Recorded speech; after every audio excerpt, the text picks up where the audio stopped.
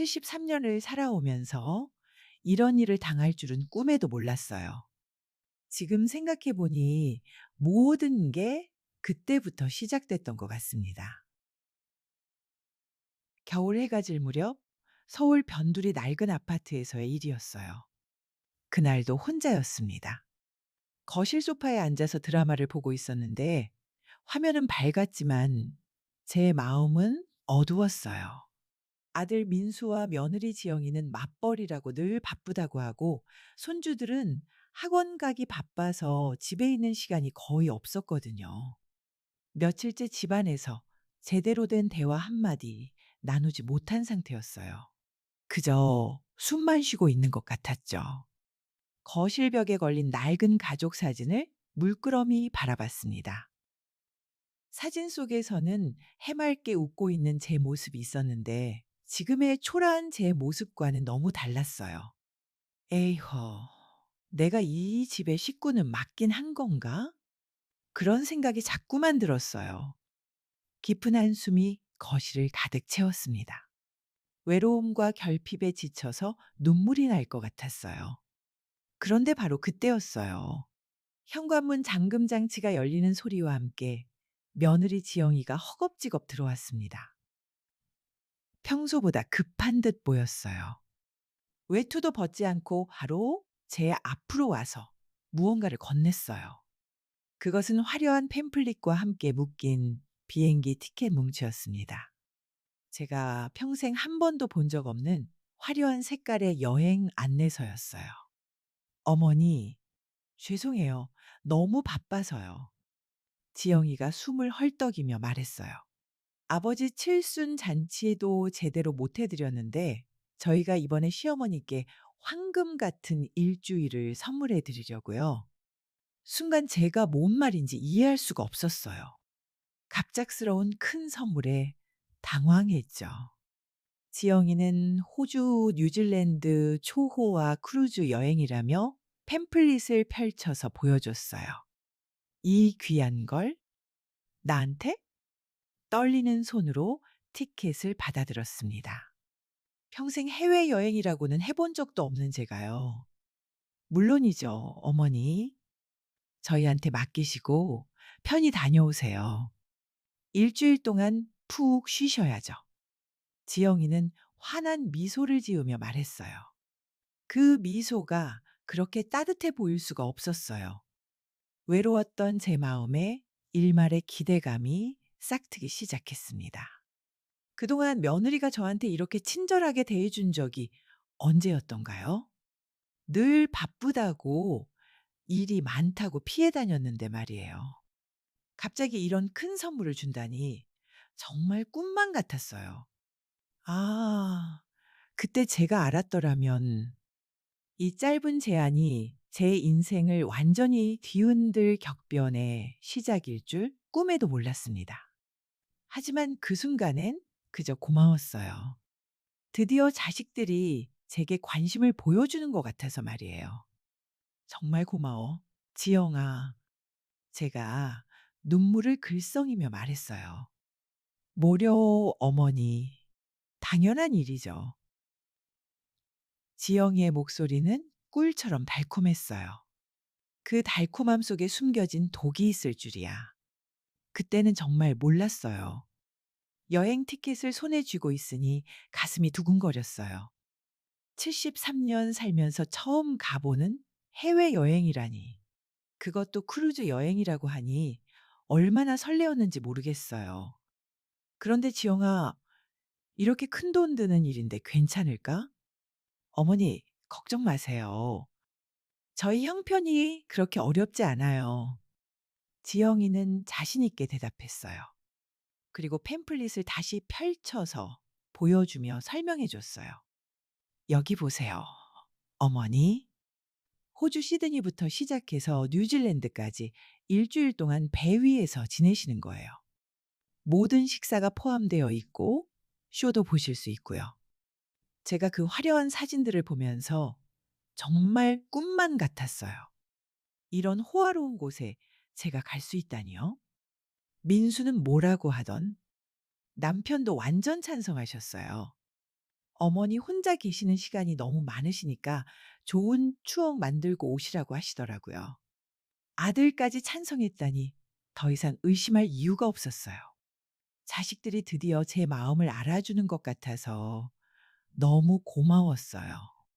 그 순간 제 마음속의 외로움이 조금씩 녹아내리는 것 같았어요. 그럼 언제 출발해? 3일 후에요. 짐 싸는 것도 제가 도와드릴게요. 지영이는 정말 세심하게 챙겨주는 것 같았어요. 그때만 해도 그 세심함이 저를 함정에 빠뜨리려는 계획의 일부였다는 걸 전혀 모르고 있었죠. 정말 고마워. 지영아, 이런 큰 선물을 받을 자격이 내게 있을까 싶네. 무슨 말씀을 하세요, 어머니? 평생 고생만 하신 어머니께서 이런 휴식 정도는 받으셔야죠. 지영이의 말을 들으니 정말 그런 것 같았어요. 평생 남편과 자식들을 위해서만 살아온 제가 이제 좀 저를 위한 시간을 가져도 되는 건 아닐까요? 티켓을 다시 한번 들여다봤어요. 영어는 잘 모르지만 그 글자들이 그렇게 아름다워 보일 수가 없었어요. 제 인생에 이런 화려한 순간이 올 줄 누가 알았겠어요. 그럼 내일부터 짐 준비를 시작해야겠네. 네, 어머니. 제가 내일 일찍 와서 도와드릴게요. 준비물도 리스트 만들어서 가져올게요. 지영이는 정말 완벽했어요. 하나부터 열까지 다 준비해 주겠다고 하니 저는 그냥 감사할 따름이었죠. 그날 밤 침대에 누워서도 잠이 오지 않았어요. 너무 설레고 기대되어서 말이에요. 창문 밖을 보니 별들이 반짝이고 있었어요. 마치 제 미래를 축복해 주는 것 같았죠. 73년 만에 처음 가는 해외여행. 그것도 크루즈라니요. 드라마에서나 봤던 그런 호화로운 여행을 제가 하게 될 줄이야. 이제 생각해 보면 그때가 제 인생에서 가장 순진했던 순간이었던 것 같아요. 며느리의 친절을 진심으로 받아들이고 아들 부부가 저를 진짜 사랑한다고 믿었던 그 순간 말이에요. 하지만 그 달콤한 꿈도 잠깐이었어요. 며칠 후에 벌어질 일을 그때 알았더라면 과연 그 티켓을 받아들였을까요? 아니에요. 그래도 받아들였을 것 같아요. 왜냐하면 그 여행이 저에게 가져다 준 건 단순한 추억만이 아니었거든요. 그 여행을 통해서 제가 진짜 누구인지, 어떻게 살아야 하는지 깨달을 수 있었으니까요. 여행을 3일 앞두고 나서부터는 정말 바빴어요. 제 방에서 짐을 싸고 있는데 며느리가 준 호주 여행 가이드북을 보니까 가슴이 두근거렸어요. 73년 평생 처음 가보는 해외여행이라니 상상만 해도 설렜죠. 여행 가방을 펼쳐놓고 이것저것 넣어보면서 혼자 중얼거렸어요. 뭘 가져가야 할까? 옷은 얼마나 챙겨야지? 이런 고민을 해본 적이 없으니까 모든 게 새로웠어요. 그때 지영이가 제 방으로 들어왔어요. 평소보다 훨씬 밝은 표정이었죠. 어머니, 짐 싸시는 거 제가 도와드릴게요. 아이고, 지영아, 너도 바쁠 텐데 괜찮니? 어머니 여행인데 당연히 도와드려야죠. 지영이는 정말 세심하게 도와줬어요. 제가 뭘 챙겨야 할지 모르니까 하나하나 다 알려주더라고요. 어머니, 이거 보세요. 지영이가 어디선가 가져온 고급스러운 화장품 세트를 보여줬어요. 브랜드 이름도 처음 보는 비싸 보이는 것들이었어요. 이게 뭐니? 어머니 선물이에요. 여행 가서 쓰시라고요. 면세점에서 파는 거랑 똑같은 거예요. 정말 깜짝 놀랐어요. 평소에 저한테 이런 비싼 선물을 해준 적이 없었거든요. 화장품 하나하나가 다 제가 써보지 못한 고급 브랜드들이었어요. 이런 비싼 거 나한테 주면 어떡해. 어머니, 여행 가시는데 이 정도는 해드려야죠. 그러더니 지영이가 또 뭔가를 꺼냈어요. 두툼한 용돈 봉투였어요. "이것도 드릴게요.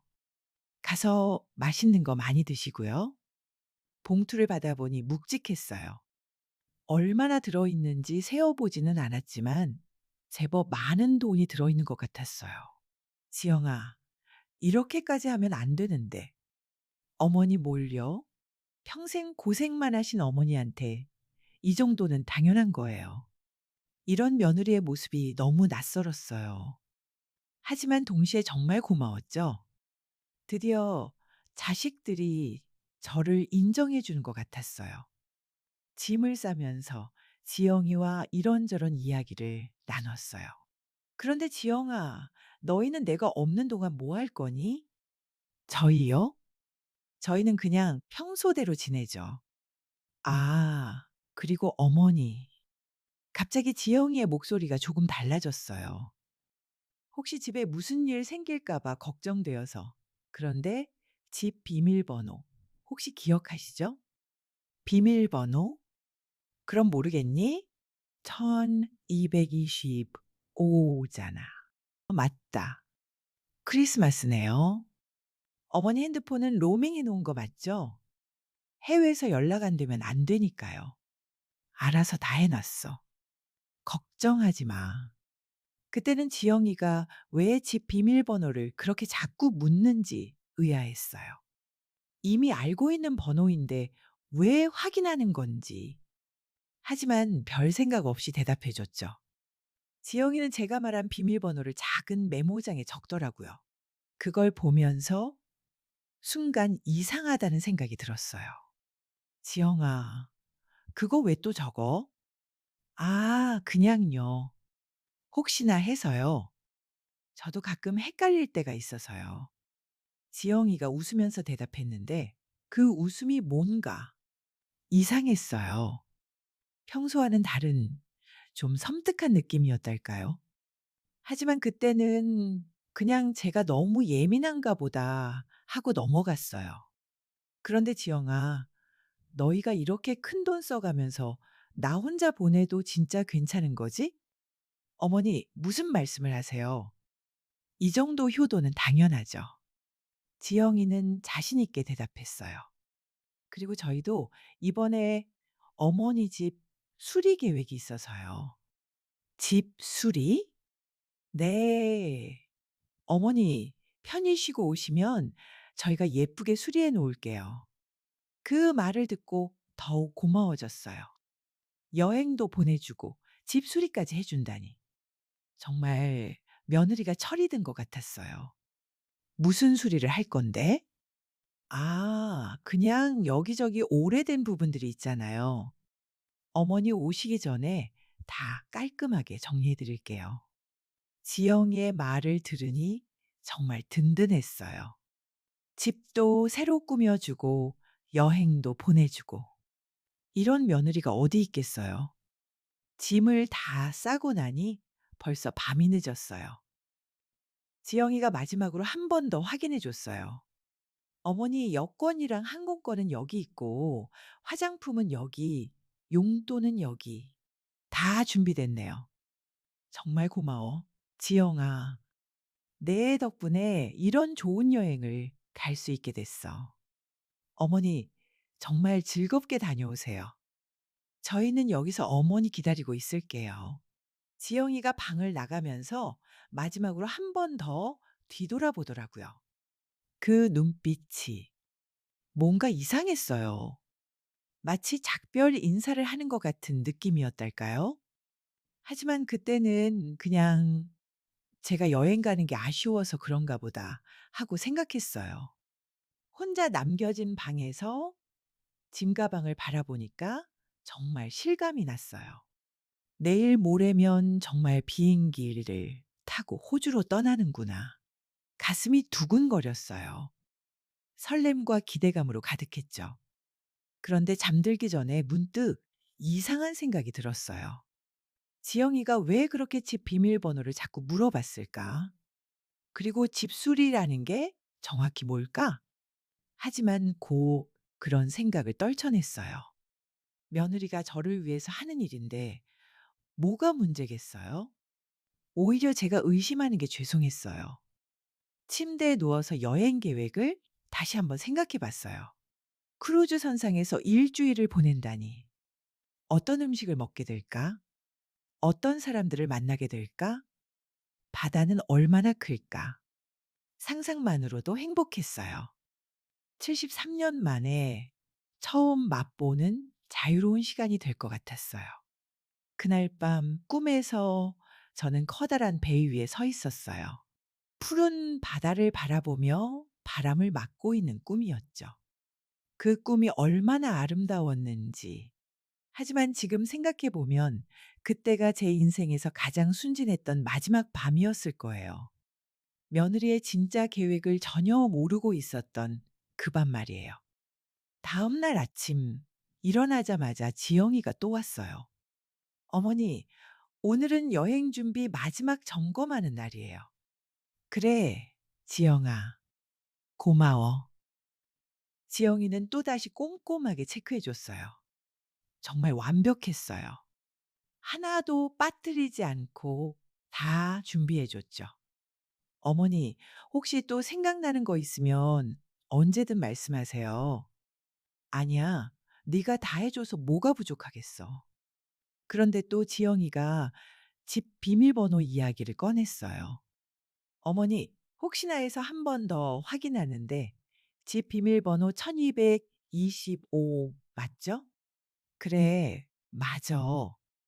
왜 자꾸 물어보니? 아, 그냥 확실히 하려고요.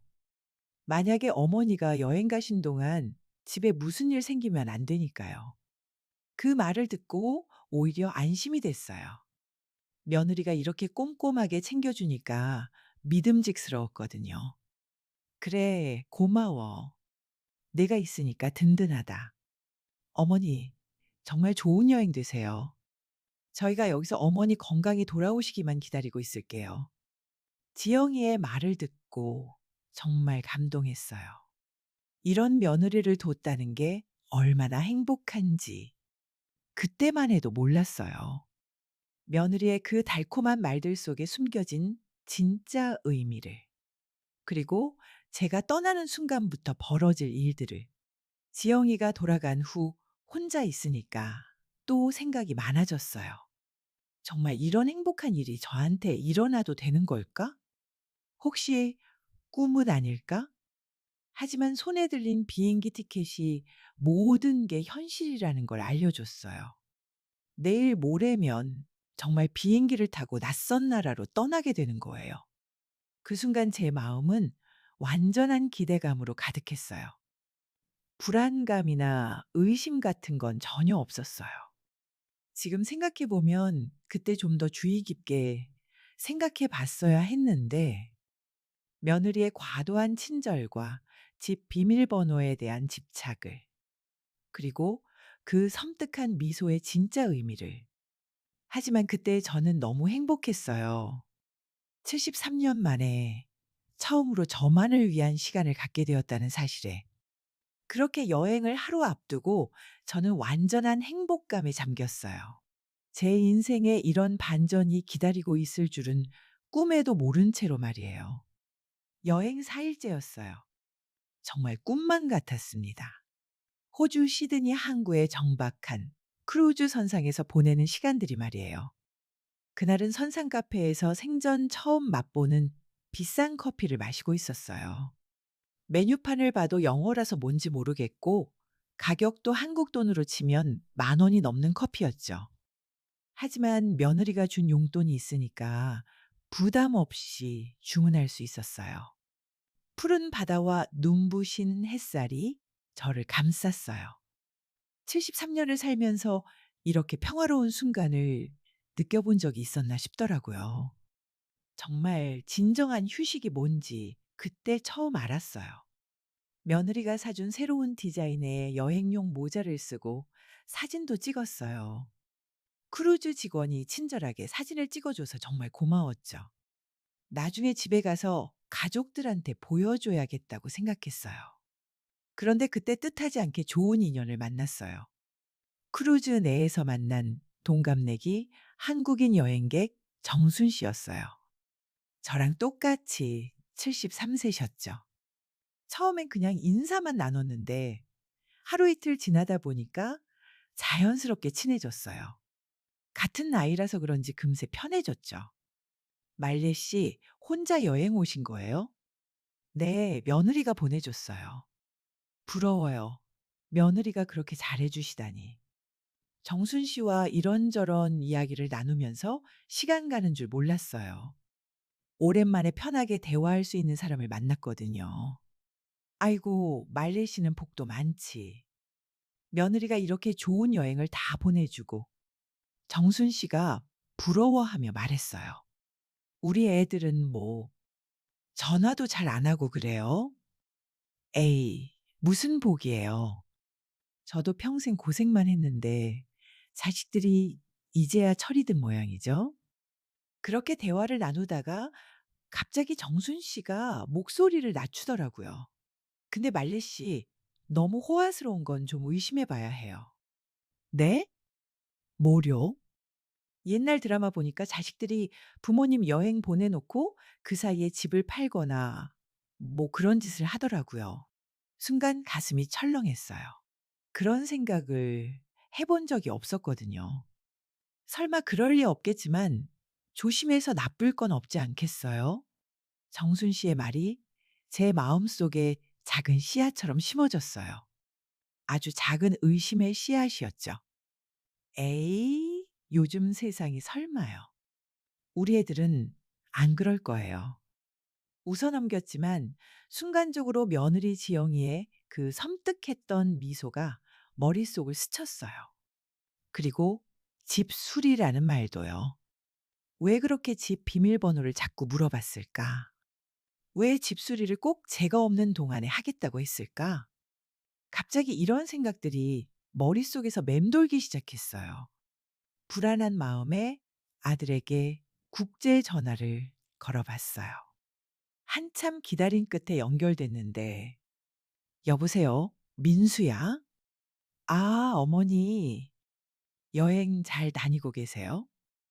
응, 잘 다니고 있어. 그런데 집은 괜찮니? 네, 괜찮아요. 어머니, 죄송한데 지금 회의 중이라서. 아, 그래? 그럼 나중에 전화가 끊어졌어요. 아들의 목소리가 뭔가 어색했어요. 평소보다 급하게 말하는 것 같았고, 회의 중이라는 핑계도 좀 이상했어요. 밤 11시인데 무슨 회의가 있을까요? 그래서 이번엔 며느리한테 문자를 보내봤어요. 지영아, 집수리 잘 되고 있니? 한참을 기다렸는데 답이 없었어요. 평소 같으면 금방 답장이 왔을 텐데 마음이 점점 불안해졌어요. 정순 씨가 한 말이 자꾸 생각났거든요. 정말 설마 그럴 리는 없겠지만 하지만 곧 그런 생각을 떨쳐내려고 노력했어요. 괜한 걱정이야. 모처럼의 여행을 망칠 순 없어. 혼자 중얼거리며 다시 바다 풍경에 집중했어요. 이렇게 아름다운 풍경을 보면서 왜 안 좋은 생각만 하고 있을까요? 다음 날 정순 씨를 다시 만났어요. 말례 씨, 어제 안색이 안 좋았는데 괜찮아요? 아, 그냥 잠깐 이상한 생각이 들었어요. 혹시 제가 한 말 때문에 그런 거예요?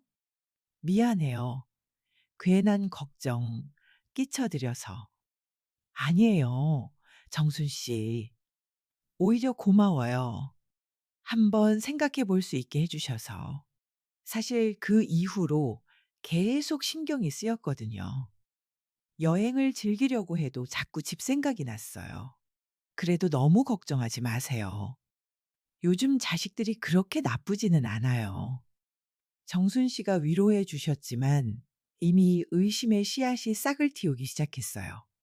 그날 밤에도 다시 아들한테 전화를 걸어봤어요. 이번에는 받지 않았어요.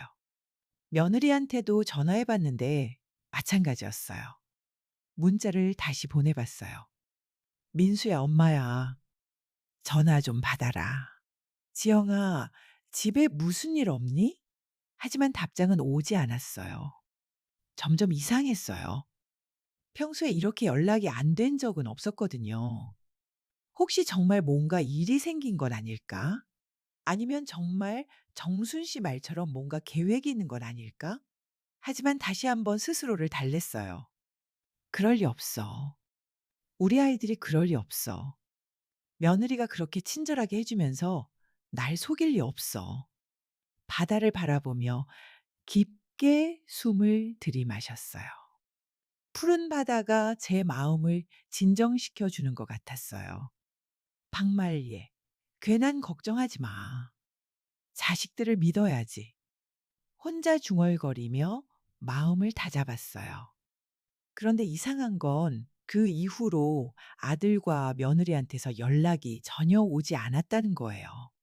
평소 같으면 여행 잘 다니고 있는지 안부 전화라도 한 통은 왔을 텐데. 크루즈에서의 마지막 밤이었어요.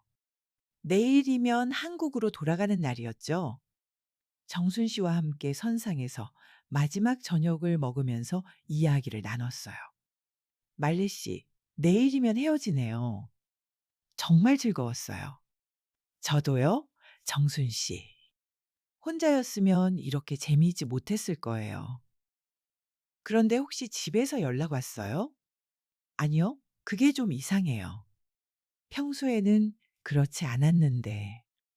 정순 씨가 걱정스러운 표정을 지었어요. 혹시, 정말 혹시 말인데요.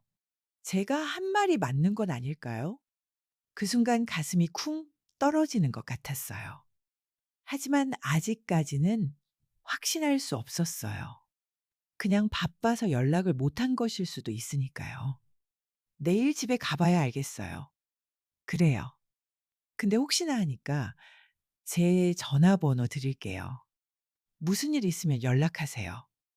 정순 씨가 전화번호를 적어줬어요. 그 종이를 받으면서 왠지 불길한 예감이 들었어요. 정말 이 번호를 쓸 일이 생기는 건 아니겠지만 그날 밤은 잠이 오지 않았어요. 며느리의 그 밝은 미소와 친절한 말들이 자꾸 떠올랐어요. 그리고 집 비밀번호를 그렇게 자꾸 물어봤던 일도요. 마음 한편으로는 이미 무언가 잘못됐다는 걸 느끼고 있었어요. 그 느낌을 인정하고 싶지 않았을 뿐이었죠. 비행기에서 내려 한국 땅을 밟기까지 앞으로 몇 시간 남지 않았어요. 그때까지는 아직 희망을 가지고 있었답니다. 설마 제 자식들이 저한테 그런 짓을 했을 거라고는 꿈에도 생각하지 못한 채로 말이에요. 바다 위에서의 마지막 밤이 이렇게 지나갔어요. 아름다웠지만 불안했던, 평화로웠지만 의심스러웠던 그 밤이요. 여행 7일 후 새벽 2시였어요. 인천국제공항 입국장에 도착했을 때 그 기분을 어떻게 설명해야 할까요? 길고 고단했던 비행 끝에 마침내 한국 땅을 밟는다는 안도감이 있었지만 동시에 뭔가 불안한 기분도 있었어요. 입국장을 나와서 마중 나온 사람들을 찾아봤어요. 가족들 이름이 적힌 손팻말을 든 사람들, 꽃다발을 든 사람들. 그런데 제 이름은 어디에도 없었어요. 아들이 바빠서 못 나왔을 수도 있다고 생각했어요. 새벽 시간이니까 당연할 수도 있죠. 하지만 뭔가 서운한 마음은 어쩔 수 없었어요. 공항 로비 벤치에 앉아서 아들한테 전화를 걸었어요. 여러 번 벨이 울렸지만 받지 않았어요. 며느리한테도 연락해 봤는데 마찬가지였어요. 이상하네. 왜 전화를 안 받지? 혼자 중얼거리며 다시 한 번 더 전화해 봤지만 똑같았어요. 할 수 없이 택시를 잡아 집으로 향했어요. 새벽에 적막한 서울 거리를 지나면서 마음이 점점 무거워졌어요. 정순 씨가 했던 말이 자꾸만 떠올랐거든요. 하지만 아직까지는 그럴 리 없다고 믿고 싶었어요. 택시가 아파트 앞에 도착했어요. 7일 만에 보는 우리 집이었는데 뭔가 낯선 기분이 들었어요. 왜 그런 기분이 들었는지 지금도 모르겠어요. 무거운 여행 가방을 끌고 엘리베이터를 타고 올라갔어요. 우리 집이 있는 12층까지 올라가는 그 몇 분이 왜 그렇게 길게 느껴졌는지 현관문 앞에 서서 떨리는 손으로 비밀번호를 눌렀어요. 비밀번호가 일치하지 않습니다. 다시 한번 천천히 눌러봤어요. 비밀번호가 일치하지 않습니다. 순간 머리가 하얘졌어요. 뭔가 잘못된 걸까? 기계가 고장난 걸까? 몇 번을 더 시도해 봤지만 같은 안내만 나왔어요. 그때 정순 씨의 말이 번개처럼 머릿속을 스쳤어요. 자식들이 부모님 여행 보내놓고 그 사이에 설마 정순 씨 말이 맞았나? 가슴이 두근두근 뛰기 시작했어요. 식은땀이 등줄기를 타고 흘러내렸어요. 바로 그때였어요. 아래층에서 올라오는 발소리가 들렸어요. 아파트 경비원 아저씨였어요. 어르신? 여기서 뭐 하세요? 경비원 아저씨가 다가와서 물어봤어요. 아, 경비원님, 저 여기 살아요. 그런데 비밀번호가 안 열려서. 어르신이 여기 사세요? 이상하네요. 네? 왜요? 그때 경비원 아저씨가 한 말을 저는 평생 잊을 수 없을 거예요. 이 집 이사 간 지 사흘이나 됐는데요. 그 순간 온 세상이 무너지는 것 같았어요. 이사라니? 누가 이사를 간다는 거죠? 이사요? 누가요? 저는 이 집 주인인데요. 목소리가 떨렸어요. 아드님 부부랑 손주들이요. 아주머니가 해외여행 가신 사이에 오피스텔로 이사 가셨다고 하던데요. 세상이 빙빙 돌았어요. 다리에 힘이 빠져서 그 자리에 주저앉았어요. 짐은 며칠 전에 다 빼고요. 아드님이 어머니 오시기 전에 빨리 정리해야 한다며 꽤 서두르시던데요. 어머니 오시기 전에 빨리 정리해야 한다. 그 말이 제 가슴에 비수처럼 박혔어요. 경비원 아저씨는 계속 말했어요. 그런데 아주머니는 어떻게 된 거예요? 이사하는 줄 모르셨나요? 저는 대답할 수가 없었어요. 목이 메어서 한마디도 나오지 않았어요. 그제야 모든 퍼즐이 맞춰지기 시작했어요. 며느리의 갑작스러운 친절, 호화로운 여행 선물, 집 비밀번호에 대한 집착, 집술이라는 거짓말, 그리고 여행 중에 연락이 끊긴 이유까지 모든 게 계획된 일이었어요. 저를 집에서 내보내기 위한 완벽한 계획이었던 거죠. 아저씨, 그럼 제가 어디서 살아야 해요? 글쎄요. 아드님한테 연락해 보시지 그래요? 여행 중에 그렇게 전화해도 받지 않던 아들이 이제야 왜 전화를 받지 않았는지 알 것 같았어요. 경비원 아저씨는 저를 불쌍히 여겨서 관리사무소에서 잠시 쉬라고 했어요. 하지만 저는 그럴 수가 없었어요. 너무 충격이 커서 아무것도 할 수가 없었어요. 그럼, 그럼 제 짐은 어떻게 된 거예요? 제 물건들은요? 아, 그건 잘 모르겠어요. 이사 갈 때 다 가져가신 것 같던데요. 제 평생의 추억들이, 제 물건들이 모두 사라진 거예요. 허락도 없이, 상의도 없이. 그때부터 눈물이 터져 나왔어요. 73년을 살면서 이런 배신을 당할 줄은 꿈에도 몰랐어요. 제가 낳고 기른 아들이, 그리고 며느리가 저한테 이런 짓을 하다니. 경비원 아저씨가 안쓰러워하며 말했어요.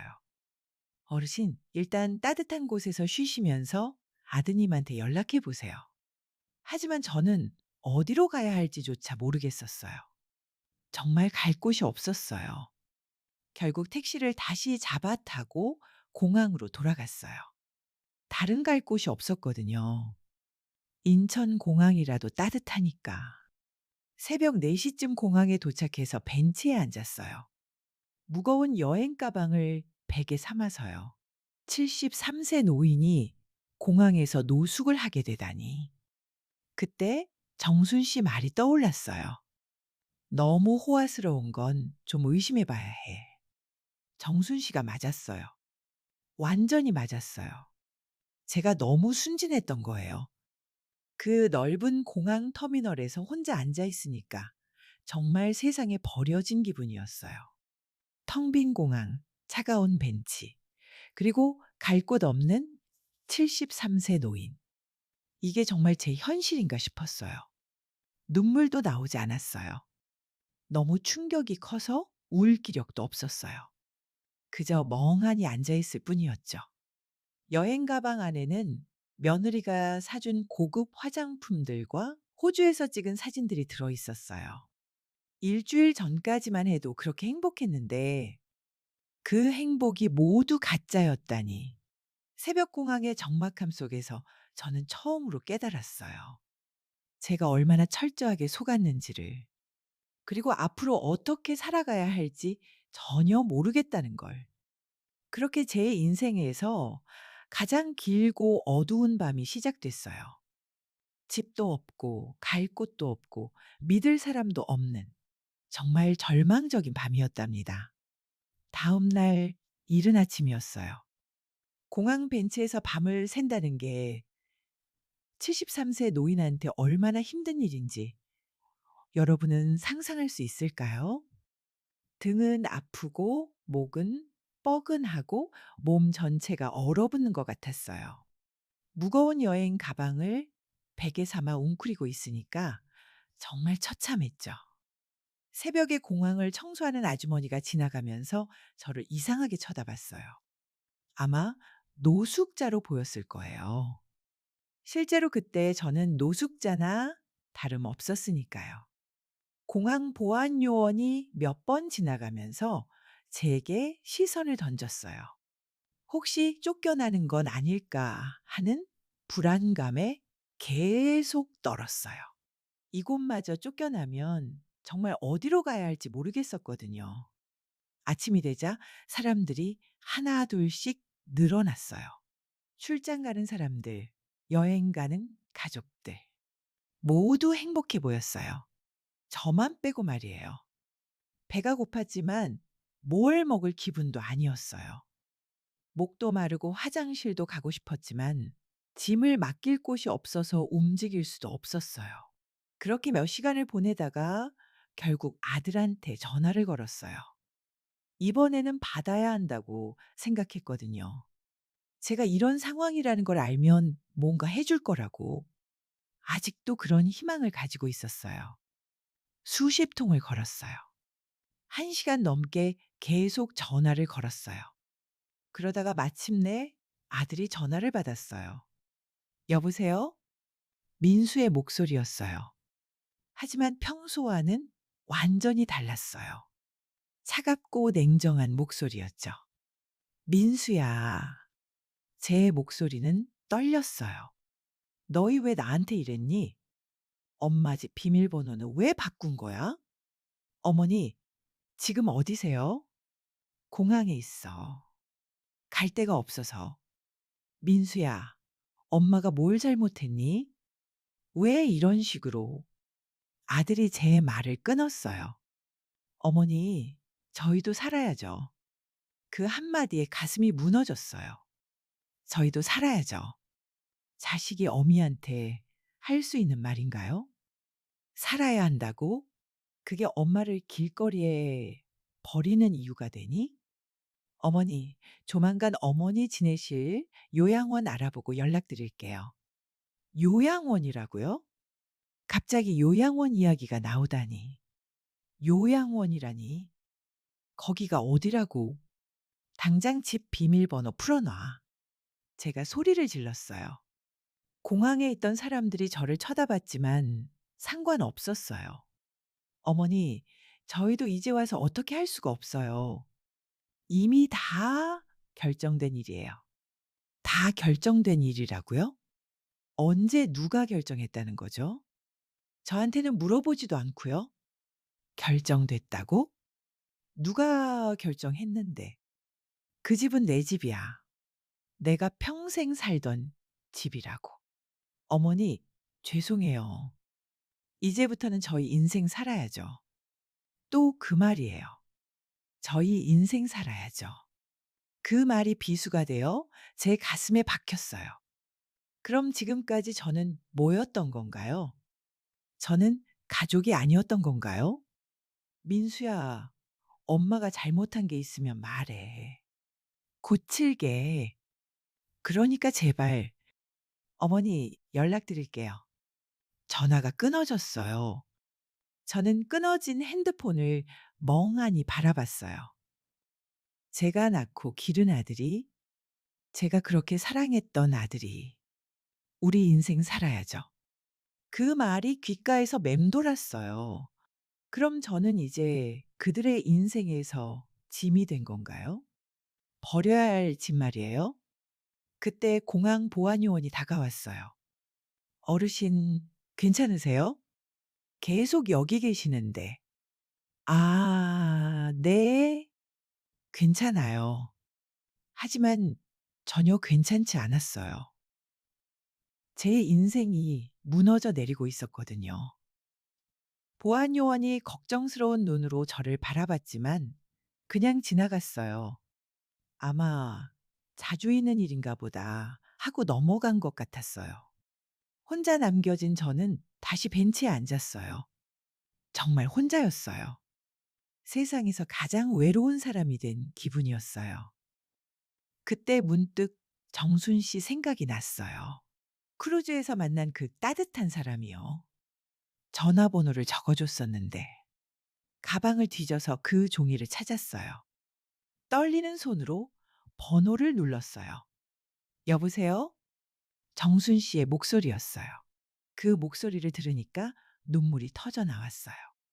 정순 씨, 저 말리예요. 말리애 씨? 어머, 무슨 일이에요?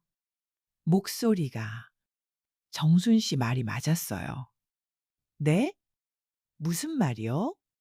저는 울면서 모든 상황을 정순 씨한테 설명했어요. 집 비밀번호가 바뀐 것부터 아들과의 통화까지. 정말 그런 일이 있었다니. 말레 씨, 지금 어디 계세요? 인천공항이요? 갈 데가 없어서. 말레 씨, 거기서 움직이지 마세요. 제가 지금 갈게요. 정순 씨의 그 말에 얼마나 고마웠는지 몰라요. 세상에서 저를 걱정해 주는 사람이 한 명이라도 있다는 게. 정순 씨는 공항에 도착해 저를 보자마자 눈물을 흘렸어요. 아이고, 말례 씨. 어쩌다가 이런 일이. 정순 씨, 미안해요. 갑자기 연락해서. 무슨 소리예요? 친구가 힘들 때 도와주는 게 당연하죠. 정순 씨는 저를 근처 모텔로 데려갔어요. 그리고 밥도 사주고 따뜻한 차도 사줬어요. 말리 씨, 정신 차려야 해요. 밥이라도 좀 먹어요. 이렇게 쓰러지면 누가 좋다고 하겠어요. 하지만 저는 먹을 수가 없었어요. 목에 뭔가 걸린 것처럼 넘어가지 않았어요. 그 나쁜 자식들, 반드시 벌 받을 거야. 정순 씨가 화를 내며 말했어요. 이런 일이 어디 있어요. 73세 노인을 길거리에 내팽개치다니요. 정순 씨의 분노를 보니까 오히려 제가 위로가 됐어요. 적어도 제 편이 되어주는 사람이 있다는 게 얼마나 고마웠는지.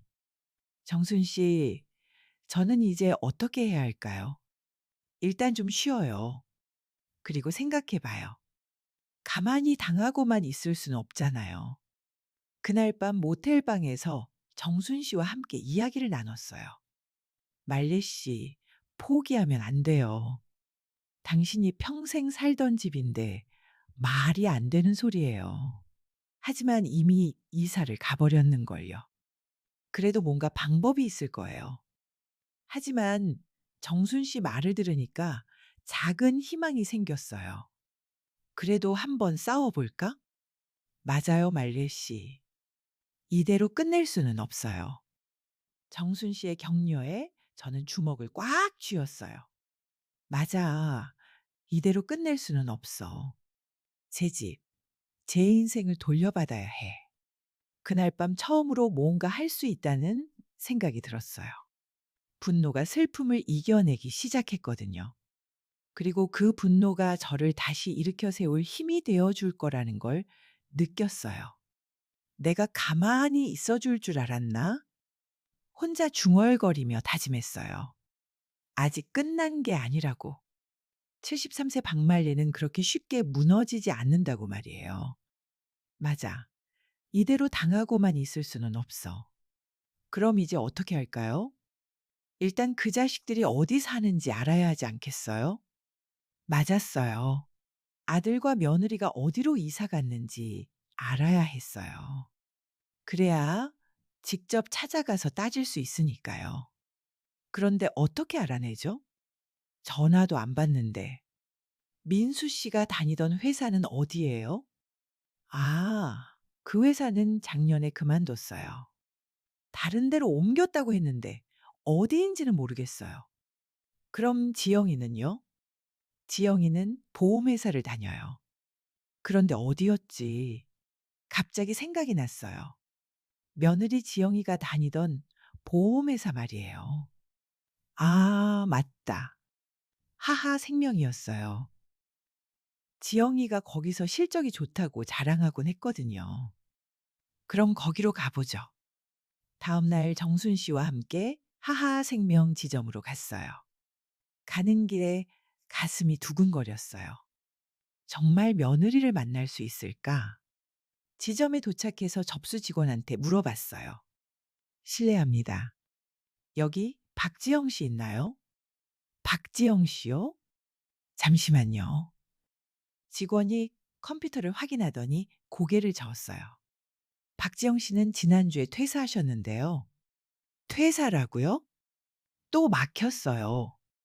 실망하고 나오려는데 다른 직원이 저희를 불렀어요. 혹시 박지영 씨 찾으신다고 했나요? 네. 그런데 저 박지영 씨랑 같이 일했었거든요. 어떤 일로 찾으세요? 순간 뭐라고 말해야 할지 몰랐어요. 사실대로 말하기엔 너무 부끄럽고 급히 전할 물건이 있어서요. 아, 그러시구나. 지영이가 이사한다고 해서 새 주소 받아뒀는데 새 주소라고요? 가슴이 뛰기 시작했어요. 정말요? 혹시 알려주실 수 있나요? 직원이 잠시 망설이더니 말했어요. 원래는 개인정보라서 안 되는데 어르신이 급한 일이 있으신 것 같으니까요. 정말 고마웠어요. 잠깐만요. 직원이 자기 수첩을 뒤적이더니 주소를 적어줬어요. 여기에요. 강남구 오피스텔이라고 하던데 1204호였던 것 같아요. 정말 고맙습니다. 정말 고마워요. 주소가 적힌 메모지를 받아든 제 손이 떨렸어요.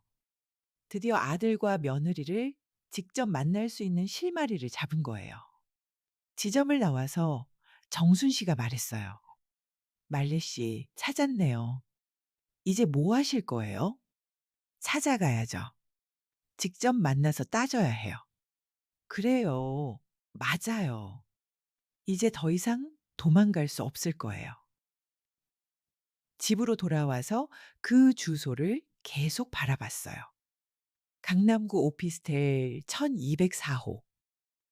거기서 우리 가족이 새로운 생활을 하고 있다니. 저를 버리고 말이에요. 정순 씨, 내일 가볼까요? 네, 가요. 근데 뭐라고 하실 거예요? 모르겠어요. 가서 생각해 보죠. 사실 무서웠어요. 아들과 며느리를 마주했을 때 뭐라고 말해야 할지. 하지만 피할 수는 없었어요. 그날 밤 잠이 오지 않았어요. 내일이면 정말 그들과 대면하게 되는 거예요. 저를 버린 아들과 며느리를 직접 만나게 되는 거죠. 가슴이 두근거렸어요. 무서움과 분노가 섞인 복잡한 기분이었어요. 메모지를 다시 한번 들여다봤어요. 제 집보다 훨씬 좋은 곳이겠죠. 내 돈으로 이사 간 거겠지. 혼자 중얼거렸어요. 제가 평생 모은 돈으로 제가 살던 집을 팔아서 그 좋은 곳으로 이사 간 거겠죠. 분노가 치밀어 올랐어요. 하지만 이제는 그 분노를 에너지로 바꿔야 했어요. 복수를 위한 에너지로 말이에요. 떨리는 목소리로 중얼거렸어요. 너희가 나를 이렇게 만들어 놓고 편하게 살 줄 알았나? 제 품에 꼭 쥔 메모지가 저에게는 희망이었어요. 정순 씨가 말했던 게 맞았어요. 포기하면 안 된다고. 끝까지 싸워야 한다고. 이제 더 이상 당하고만 있을 생각은 없었어요. 73년을 살면서 이런 굴욕을 당했으니 이제는 제가 그들에게 똑같이 돌려줄 차례였어요. 그 주소를 찾아내는 순간부터 제 마음속에는 복수심이 타오르기 시작했어요. 분노는 이제 행동으로 바뀔 때가 됐어요. 주소가 적힌 메모지를 다시 한번 펼쳐봤어요. 이제 정말 결정적인 순간이 다가오고 있었어요. 제 인생의 반전이 시작될 순간이 말이에요. 내일이면 떨리는 목소리로 중얼거리며 그날 밤을 보냈어요. 마지막 밤이 될 수도 있는 그런 밤을요. 주소를 얻은 다음 날 저녁 7시였어요. 강남구 오피스텔 1204호 앞에 서 있는 제 자신이 믿어지지 않았어요. 손에는 낡은 여행 가방을 들고 다른 손에는 핸드폰을 꽉 쥐고 있었죠.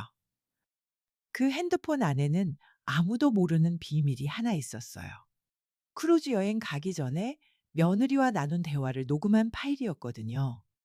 평소에 건망증이 심해서 중요한 대화는 녹음해 두는 습관이 있었는데 그게 이렇게 도움이 될 줄이야. 마지막으로 심호흡을 하고 초인종을 눌렀어요. 가슴이 쿵쿵 뛰었어요. 누구세요? 며느리 지영이의 목소리였어요. 문 뒤에서 들려오는 그 목소리가 그렇게 낯설 수가 없었어요. 지영아, 나야. 잠시 정적이 흘렀어요. 그리고 문이 열렸어요. 며느리가 저를 보고는 얼굴이 새하얗게 질렸어요. 마치 유령을 본 것 같은 표정이었죠. 어머니? 여긴 어떻게?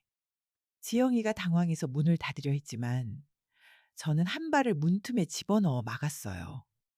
73세 할머니라고 만만하게 본 게 큰 실수였죠. 무슨 일로 오셨어요? 저희 사생활이 있잖아요. 지영이의 목소리에는 경계심이 가득했어요. 사생활? 내 집 비밀번호 바꿔놓고 나를 길거리에 버린 게 사생활이니? 뻔뻔한 것. 그때 안에서 아들 민수가 뛰어나왔어요. 어머니, 저희가 연락드리려고 했는데 잠깐만 들어와서 이야기하시죠. 민수의 목소리에는 당황과 회유가 섞여 있었어요. 저는 거실 안으로 들어섰어요.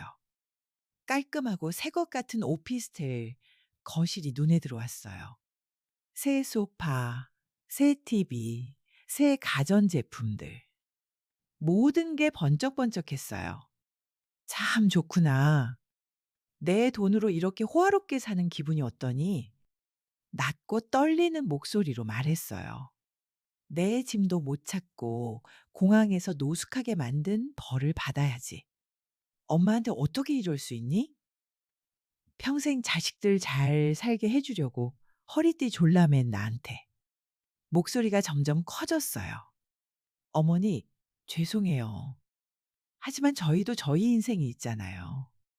또 그 말이에요. 저희 인생이라는 말이요. 그때였어요. 저는 주머니에서 핸드폰을 꺼냈어요. 그리고 녹음 파일을 재생했어요. 갑자기 오피스텔 거실의 며느리 지영이의 목소리가 울려 퍼졌어요. 어머니, 혹시 집에 무슨 일 생길까 봐서요. 아, 그리고 어머니 핸드폰은 로밍해 놓은 거 맞죠? 그리고 제 목소리가 들렸어요. 알아서 다 해놨어. 걱정하지 마.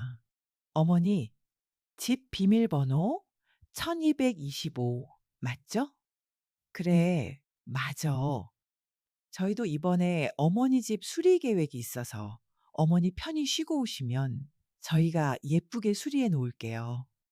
녹음이 끝나자 거실이 조용해졌어요. 민수와 지영이는 얼굴이 새파래져서 말을 못하고 있었어요. 저는 핸드폰을 탁 내려놓으며 지영이를 노려봤어요. 여행은 나에게 준 함정이었고 비밀번호는 나를 집에서 영원히 쫓아내려는 열쇠였어. 어머니? 그게 아니라 아니긴 뭐가 아냐. 너희가 그 집을 내 허락 없이 멋대로 처분하려고 계획한 증거가 다 여기 있어. 저는 핸드폰을 들어 올렸어요. 자, 선택해라. 목소리가 차갑게 식었어요.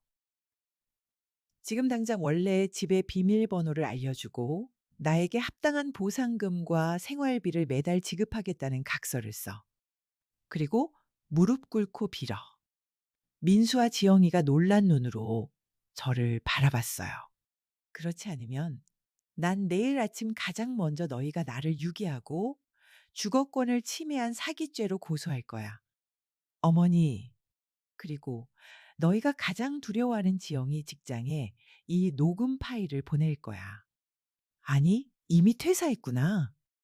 그럼 새로 취직할 때마다 보내줄게. 지영이의 얼굴이 완전히 하얗게 질렸어요.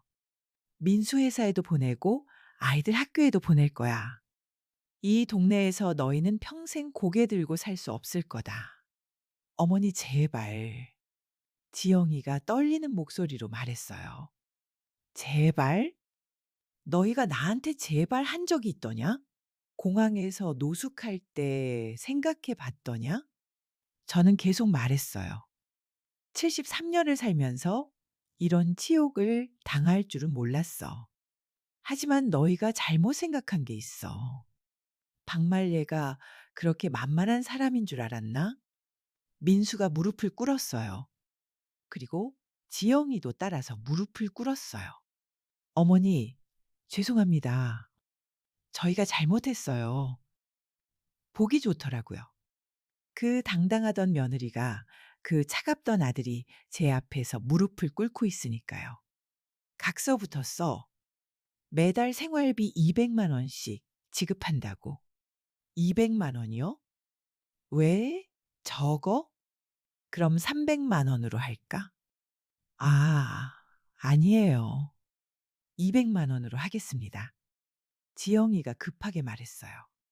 그리고 집 비밀번호도 당장 원래대로 돌려놔. 네, 알겠습니다. 민수가 떨리는 목소리로 대답했어요. 마지막으로 너희는 나한테 사과문을 써서 온 가족 앞에서 읽어야 해. 네, 알겠습니다. 그들이 각서를 쓰는 동안 저는 소파에 앉아서 지켜봤어요. 통쾌했어요. 정말 속이 시원했어요. 며느리 지영이가 떨리는 손으로 각서를 쓰는 모습을 보니까 그동안의 분노가 조금씩 가라앉는 것 같았어요. 다 썼습니다, 어머니. 지영이가 각서를 내밀었어요. 저는 그 각서를 꼼꼼히 읽어봤어요. 매달 200만 원씩 생활비 지급, 집 비밀번호 복구, 그리고 공식 사과문 낭독까지 모든 조건이 다 들어 있었어요. 좋아. 그럼 이제부터 약속 지켜야 한다. 네, 어머니. 꼭 지키겠습니다. 민수가 고개를 숙이며 말했어요. 그때 저는 처음으로 미소를 지었어요. 7일 전 크루즈에서 돌아온 이후 처음으로 말이에요. 73세 할머니라고 우습게 봤구나. 너희가 얼마나 잘못 생각했는지 이제 알겠지? 네. 정말 죄송합니다. 앞으로는 절대로 나를 무시하지 마. 나는 너희 엄마이자 시어머니야. 잊지 마. 그들은 고개만 끄덕였어요. 집으로 돌아가는 길에 정순 씨한테 전화를 걸었어요. 정순 씨, 성공했어요. 정말요? 어떻게 됐어요? 모든 상황을 설명해 드렸어요. 정순 씨가 정말 기뻐했어요. 말례 씨, 정말 대단해요. 그 녹음 파일을 가지고 계셨다니. 네, 다행히 증거가 있어서 이길 수 있었어요. 그날 밤 처음으로 푹 잘 수 있었어요. 제 집 비밀번호로 문을 열고 제 침대에서 잠을 잘 수 있었거든요. 비록 아들과 며느리와의 관계는 예전 같지 않겠지만 적어도 제 자존심은 지켰어요. 그리고 경제적으로도 독립할 수 있게 됐고요. 73세에 이런 일을 겪게 될 줄은 몰랐지만 결국 이겨냈어요. 제 힘으로 말이에요. 그날 이후로 저는 완전히 달라졌어요. 더 이상 만만한 73세 할머니가 아니었거든요. 당당한 박말레가 된 거죠. 그로부터 3개월이 지났어요. 지금 저는 경치 좋은 외곽의 청춘, 실버타운 테라스에 앉아 있어요. 창밖으로 보이는 풍경이 정말 아름다워요. 아들과 며느리로부터 받은 보상금과 생활비 각서 덕분에 경제적으로 완전히 독립할 수 있었거든요. 매달 200만 원씩 꼬박꼬박 들어오는 돈으로 이렇게 좋은 곳에서 살 수 있게 됐어요. 그런데 정말 놀라운 건 제가 그 집에서 벗어나고 싶었다는 거예요. 아들 부부와의 관계를 단절하는 대신 진짜 제 삶을 살기로 결정했거든요. 말레 씨, 그때 공항에서 그렇게 절망하시던 분이 맞나 싶어요. 아주 광채가 나네요. 광채가. 정순 씨가 제 옆에 앉아서 웃으며 말했어요. 정순 씨도 이곳 근처로 이사 와서 자주 만나고 있어요. 정순 씨 덕분이에요. 그때 정순 씨가 없었으면 저는 아직도 어딘가에서 헤매고 있었을지도 몰라요. 무슨 소리예요? 말레 씨가 용감하게 싸우셔서 이겨낸 거죠. 정순 씨와 함께 커피를 마시며 이야기를 나누는 이 시간이 정말 소중해요. 자식들한테 버려지고 나니 비로소 제 인생이 보이더라고요. 이제야 제 발로 당당하게 걸어 나온 것 같아요. 제 방에는 크루즈 여행에서 찍은 제 독사진이 액자에 담겨서 가장 잘 보이는 곳에 놓여 있어요. 더 이상 가족 사진은 없어요. 그리고 그게 전혀 외롭지 않아요. 사실 아들과 며느리는 제게 가장 비참한 이별을 선물했지만 역설적으로 가장 자유로운 인생도 선물했어요.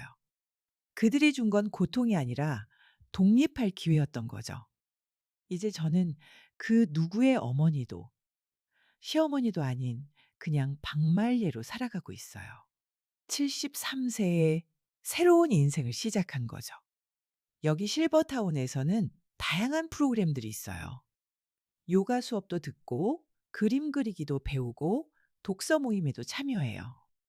73년을 살면서 이렇게 제 자신을 위한 시간을 가져본 적이 없었는데 정말 행복해요.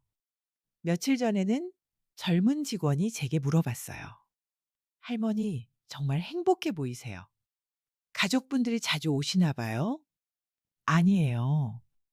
저 혼자 살아요. 그런데도 이렇게 밝으실 수가 있나요? 혼자라서 더 밝은 거예요.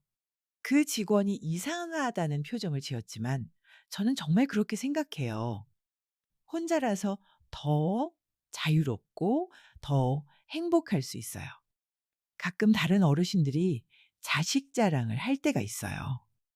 예전 같았으면 부러워했을 텐데 이제는 전혀 그렇지 않아요. 오히려 안쓰럽게 느껴질 때도 있어요. 당당하게 혼자 사는 게 훨씬 낫다. 고 생각하거든요. 물론 아들 민수와 며느리 지영이는 약속을 지키고 있어요. 매달 200만 원씩 꼬박꼬박 보내주고 명절 때마다 사과문을 읽어줘요. 하지만 저는 더 이상 그들의 사과가 필요하지 않아요. 진짜 원했던 건 사과가 아니라 존중이었거든요. 그리고 이제는 스스로를 존중할 수 있게 됐어요. 어제 정순 씨와 산책을 하면서 이런 이야기를 나눴어요. 말리 씨, 요즘 젊은 사람들도 말예 씨처럼 당당했으면 좋겠어요. 젊은 사람들이요? 말레 씨처럼 자립하는 게 진짜 멋있는 것 같아요. 정순 씨 말을 듣고 생각해 봤어요. 정말 나이는 숫자에 불과한 것 같아요. 73세에도 새로운 시작을 할 수 있고 당당하게 살 수 있어요. 요즘 저는 제 경험을 다른 어르신들과 나누는 일을 하고 있어요. 시니어 자리 모임이라는 걸 만들어서요. 비슷한 경험을 하신 분들이 생각보다 많더라고요. 자식들한테 버려지거나 무시당하거나 경제적으로 착취당하는 어르신들이요. 그분들께 제 이야기를 들려드리면서 용기를 드리려고 해요. 포기하지 마세요. 우리도 당당하게 살 권리가 있어요. 이게 제가 항상 하는 말이에요. 그리고 정말 중요한 건 미리 준비하라는 거예요. 저처럼 갑작스럽게 당하지 말고 평소에 자신의 권리를 지킬 준비를 하라고 말씀드려요. 황혼은 저버리는 때가 아니라 나를 위한 빛이 가장 아름답게 타오르는 때라고 생각해요. 여러분, 저처럼 힘든 일을 겪고 계신 분이 있다면 꼭 기억하세요. 부당한 일에 눈물만 흘리지 마세요. 지혜와 용기를 가지고 당당하게 맞서세요. 나이가 많다고, 힘이 없다고, 의존해서 산다고 해서 무시당할 이유는 없어요. 우리도 존중받을 권리가 있어요. 우리도 행복할 권리가 있어요. 저는 73세에 새로운 인생을 시작했어요. 여러분도 할 수 있어요. 언제든 새로운 시작을 할 수 있어요. 지금 이 순간 테라스에 앉아서 여러분께 이 이야기를 들려드리는 이 시간이 제 인생에서 가장 행복한 순간 중 하나예요. 제가 겪었던 아픔이 누군가에게는 희망이 될 수 있다면 그 아픔도 의미 있었다고 생각해요. 여러분의 이야기는 혼자가 아니에요. 저처럼 싸우고 이겨낸 사람들이 있어요. 그리고 여러분도 충분히 이겨낼 수 있어요. 73세 박말리의 새로운 인생이 바로 그 증거예요. 당신도 할 수 있어요. 우리 모두 함께 당당하게 살아가요. 햇살이 참 따뜻해요. 정말 아름다운 하루예요. 그리고 내일은 더 아름다운 하루가 될 거예요. 여러분도 그런 하루를 맞이하시길 바라면서 제 이야기를 여기서 마칠게요. 감사합니다.